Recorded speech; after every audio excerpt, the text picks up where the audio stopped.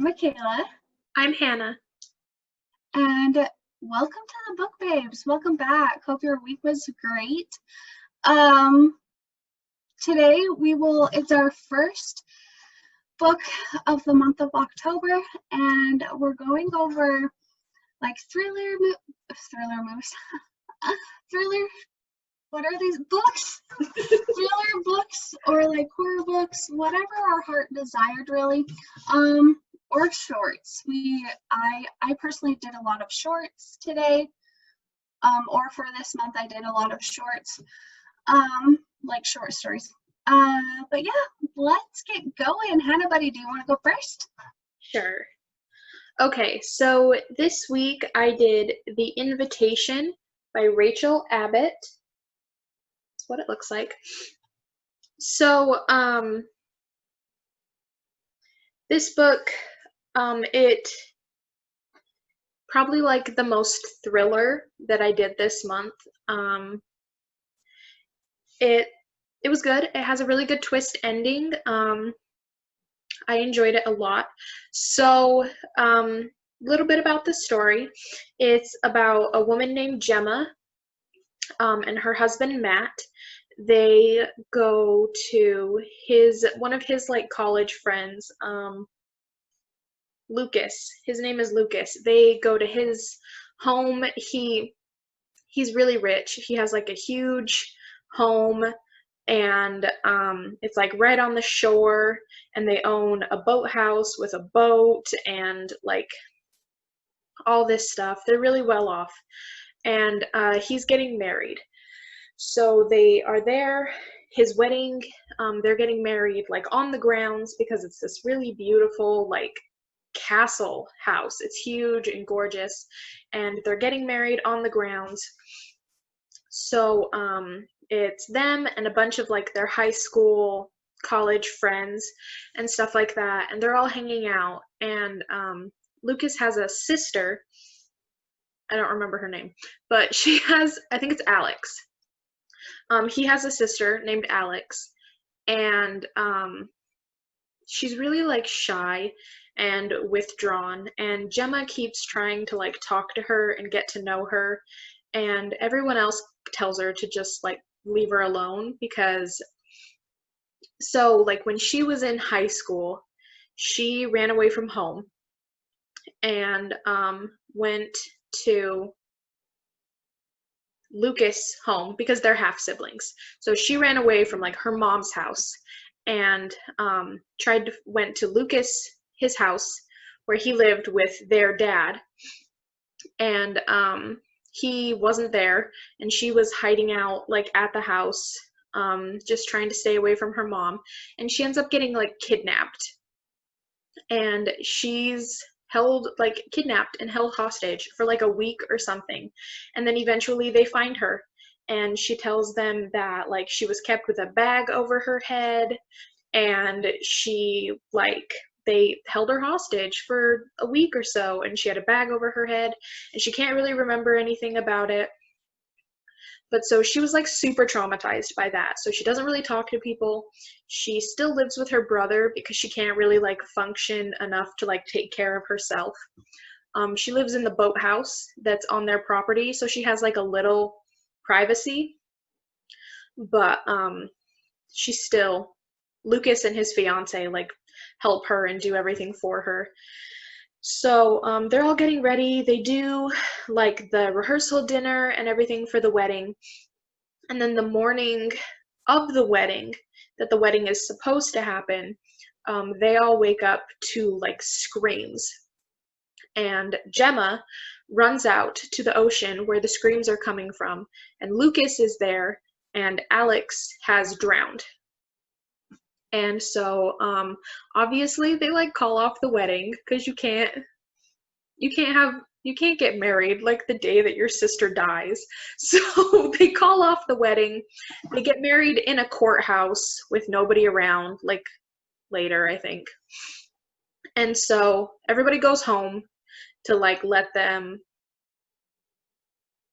chill out and mourn and everything. And a year later, Lucas invites them back to the house, and says that they're going to have like a memorial for Alex, but it's like not really a memorial. He sets it up like it's like a murder mystery dinner game, except he for realsies thinks that somebody killed Alex. So it's like one of those Clue games, except he really thinks that someone was murdered, and he's like trying to figure out who. And in order to get to the truth, he's like blackmailing everybody and threatening to like reveal secrets and stuff. And everybody's like, you're crazy, and we're not going to do this. But he won't let them leave the property. And right around that time, the police start showing up, and they're like, hey, so you guys, this house is the last place that a missing woman was seen this time last year. This is the last place that she was seen. Do you guys remember seeing her last year? And they're all like, no, we don't know what you're talking about. We're kind of dealing with a crazy guy who thinks that this is all just a giant game of Clue. So, like, all this is happening, and it turns out in the end that Alex is not dead. She is alive. And this girl who went missing that the police are looking for, somebody murdered her thinking she was Alex. And like it's this whole big twist finding out who murdered her thinking it was Alex, and like what, like all these secrets that people have from high school. And it was really good. It has a really good twist. The person who they figure out did it was like the one I was not expecting. It was the one that I was like, nah, they didn't do it, but they did. So it was really good. It kept my attention. It's not like bloody or gross or anything like that. So I think it's a thriller that is like spooky and kind of creepy, but it's not gonna like make you nauseous or give you nightmares or anything. So I recommend it. I really liked it. Well, that's awesome. Okay, so mine's going to be kind of short, just because I couldn't pick one. Edgar Allan Poe, Complete Tales and Poems. He is fantastic. I think that okay, so it did take me a minute to like understand the language, but the more you read, the more you understand something, if that makes sense. And I would be lying if I said I read all of this, because I mean, that's pretty thick. Like that's almost as thick as my face. Yeah, it's literally half of my face. So, my friends, there's only a few in the back I haven't read, but I love this book so much. And I recommend it. I couldn't pick one story just because it's Poe. Like, I don't think I could pick one story, but, I would definitely recommend it. I don't think his story, like I personally don't think his stories are scary. I think they're more like spooky or the chills or, you know, something that's not bad. But yeah, that's all I have to say. It's really good. Highly recommend it. And too, Poe's a classic. Like I don't think you can go wrong with Edgar Allan Poe, and I really don't think you can, but again, my opinion. And because I know some people just really don't like him because they don't understand what he's talking about and they can't piece together like the words the way he says it. But yeah, that's all mine. I feel like that's it. Do you have anything to add? I think I'm good. All right.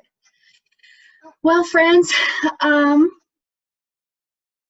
we'll be back again next week, and we'll have our second book, or tell, or whatever.